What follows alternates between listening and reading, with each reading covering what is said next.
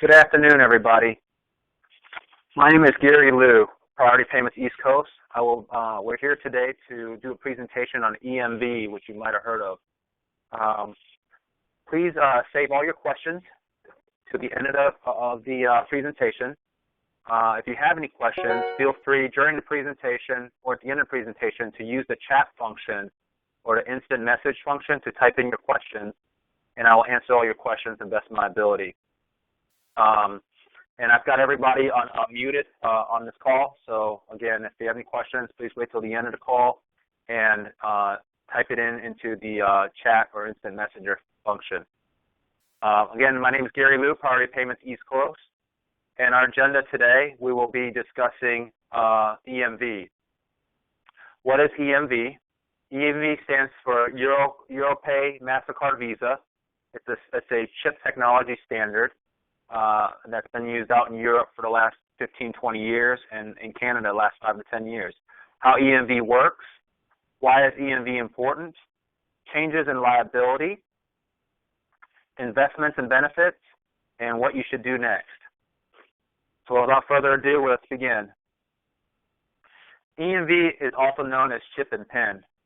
It stands for EuroPay MasterCard Visa, and you may have received some credit cards personally in the mail. If not, I'm sure you will soon, that has these little chips on the card. These are computerized chips, and rather than the magnetic stripe on the back of the card. And let me make note that these cards that are coming out will still have the magnetic stripes on the back of the card, but these chips are much more secure, and to prevent fraud and any type of theft or anything like that for folks to duplicate the card, it makes it much more difficult. Customers will now dip their cards into the credit card machine. Therefore, these cards with the chips need to be inserted into the credit card machines or the credit card readers, almost like an ATM machine. The terminology they use is dipping the card in. So you insert the card in just like an ATM machine. The transaction will transact. Takes a couple extra seconds because a lot of the transaction is tokenized and encrypted, and until the transaction is done, that's when you can remove the card. Employees will no longer be required to swipe their card at the terminal.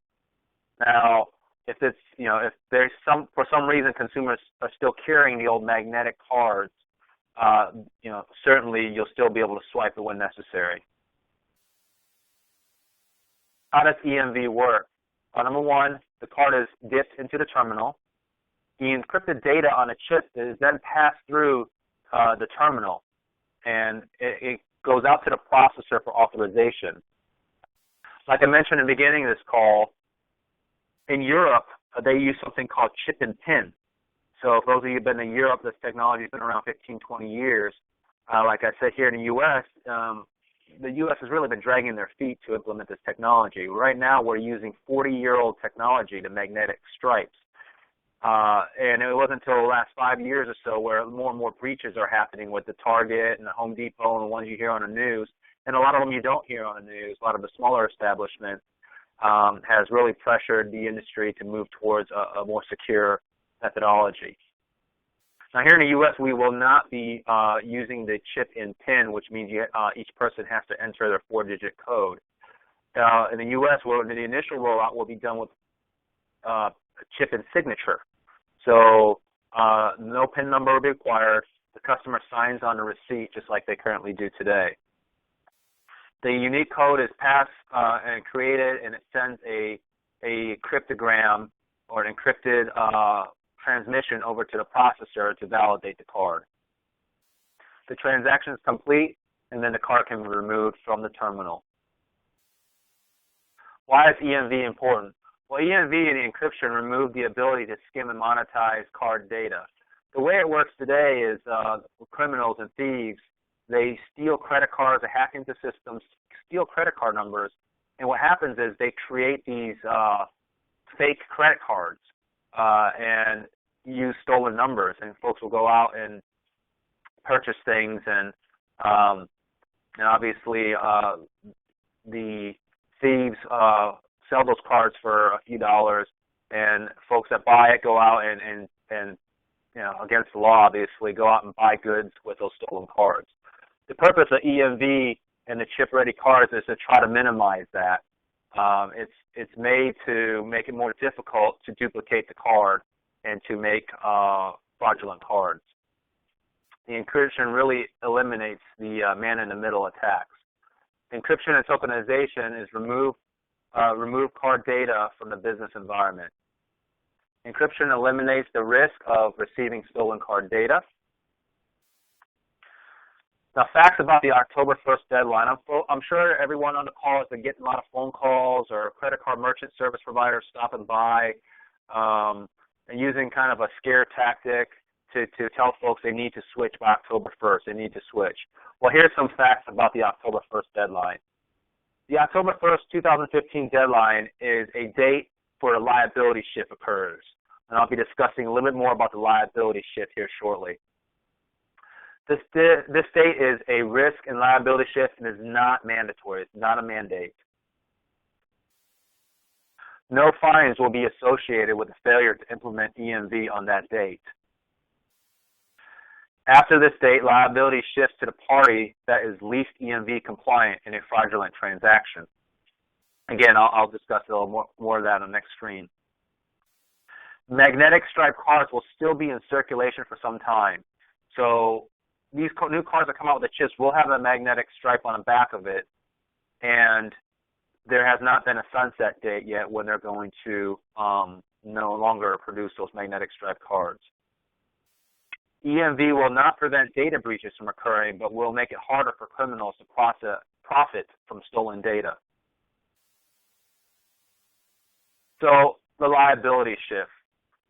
How it currently works today is someone comes in with a magnetic card, they swipe it on your POS system or your credit card machine, and if there's a fraudulent transaction, the issuing bank or the issuer is liable for those chargebacks as long as you can show the receipt and a signature and that card was swiped at your establishment.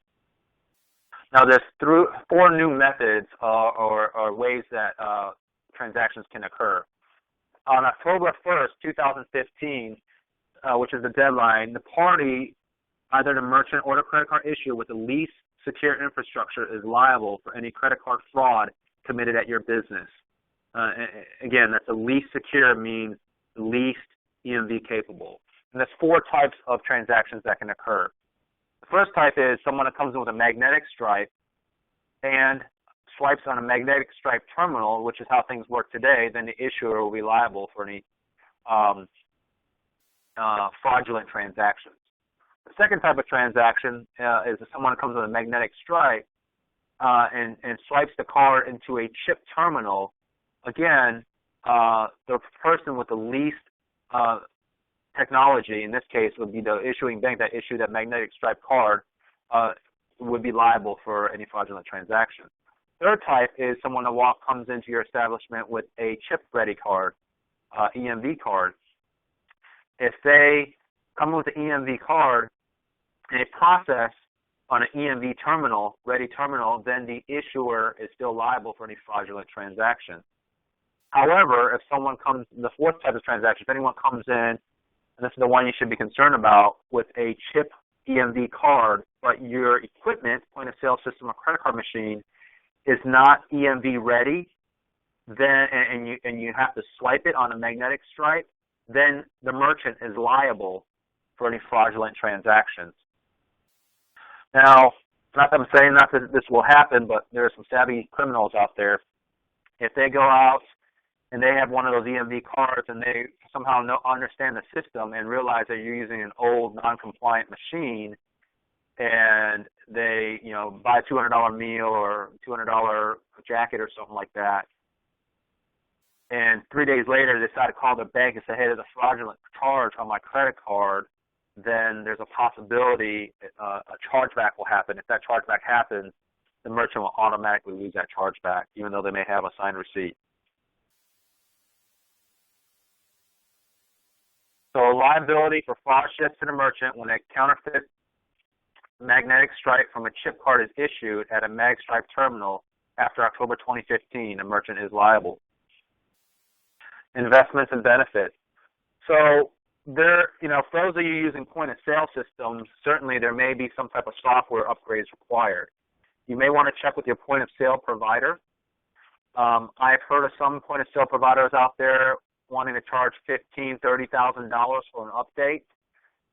In my opinion, that's outrageous, and if that happens, I would look at alternative solutions, and feel free to reach out to me, and I can help you walk through that process. There's certainly other options, right? I mean, you can keep the current system you have, install some EMV-ready credit card side terminals, and transact that way.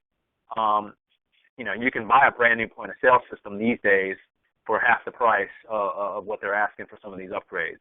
Now, if they're asking a few $100s, a few $1,000s, maybe that's reasonable. So feel free to use me as a resource, and I'll give you my contact information at the end of this presentation. There may be hardware upgrades needed. So whether you're using a point-of-sale system, you will still might need some new EMV-ready terminals that typically plug into your POS system via USB or serial port. Some of them are going to be Wi-Fi or Bluetooth. So there's certainly going to be new card readers that you'll need. And then those of you that don't use point-of-sale systems, if you don't have an EMV-ready credit card machine, reach out to your credit card processing company and look into maybe getting some EMV-ready machines. Now, these new credit card machines and new equipment are also going to be ready for Apple Pay, Android Pay, and Samsung Pay as more and more consumers move to the mobile wallet. All right, or feel free also to reach out to us. We can help answer any questions or help price out some equipment for you.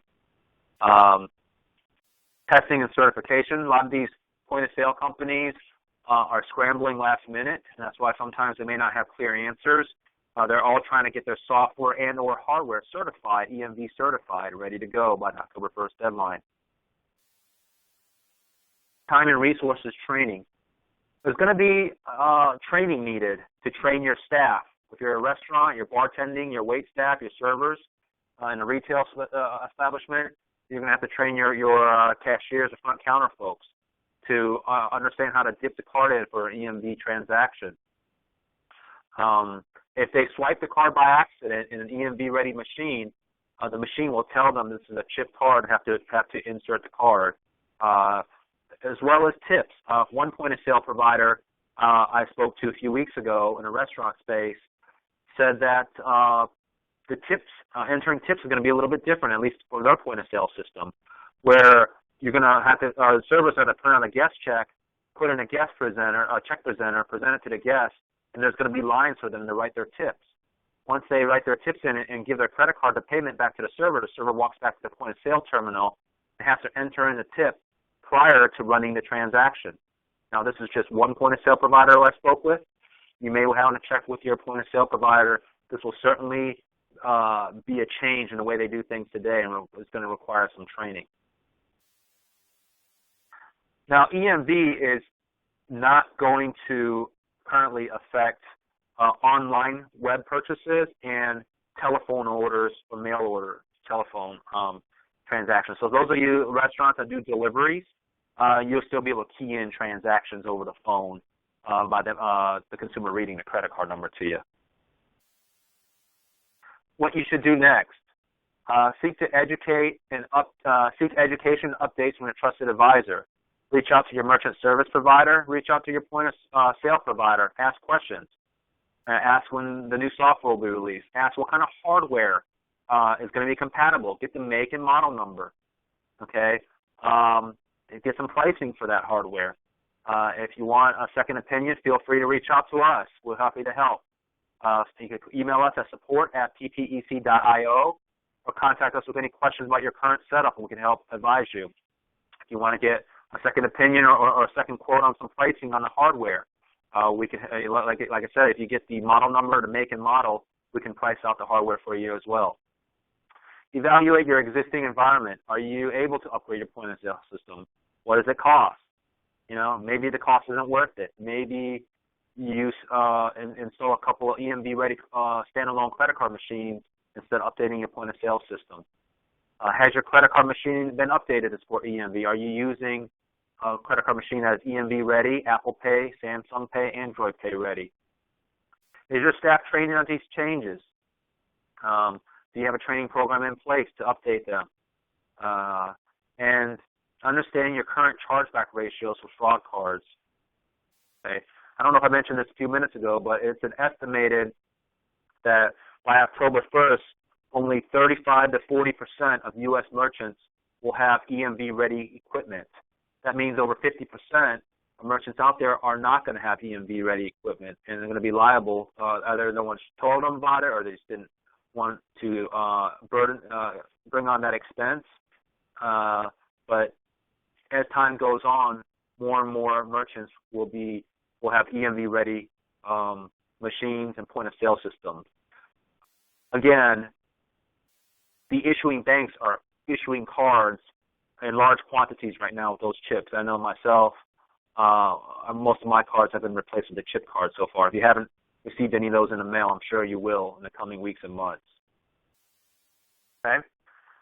At this time, again, here's my contact information. Please submit any questions you have currently using the IM feature, and I'll answer those questions right now for you. My name is Gary Liu. You can email me directly at gliu@ppec.io, or you can call me later at 770-318-3456. I'd be happy to help in any way possible. A lot of you know me. I've been in the point-of-sale business for 10, 15 years. Been doing processing since 2004, so I can help answer any of these type of questions. Right now, I'm going to go to the questions that you guys have submitted and answer questions.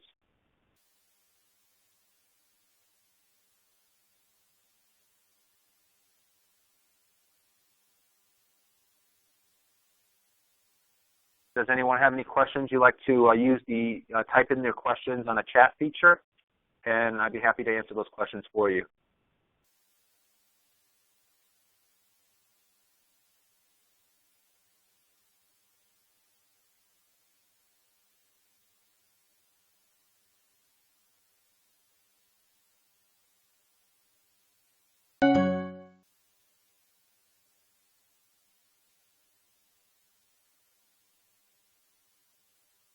Okay, well, no questions. So, folks, I hope everyone has a great day and a great week, and feel free to email or give me a call later, and I'd be happy to help you out. Oh, wait, we have a question. How can we use this feature on a point-of-sale system? Well, first of all, again, you're going to have to reach out to your POS provider and get ask them what kind of equipment they're going to be compatible with and certified with for EMV card readers. And then they would most likely, depending on the point-of-sale system, update their software, and you would have to purchase some equipment to plug in to your point-of-sale equipment, and that is how you would transact the new EMV cards. Any more questions?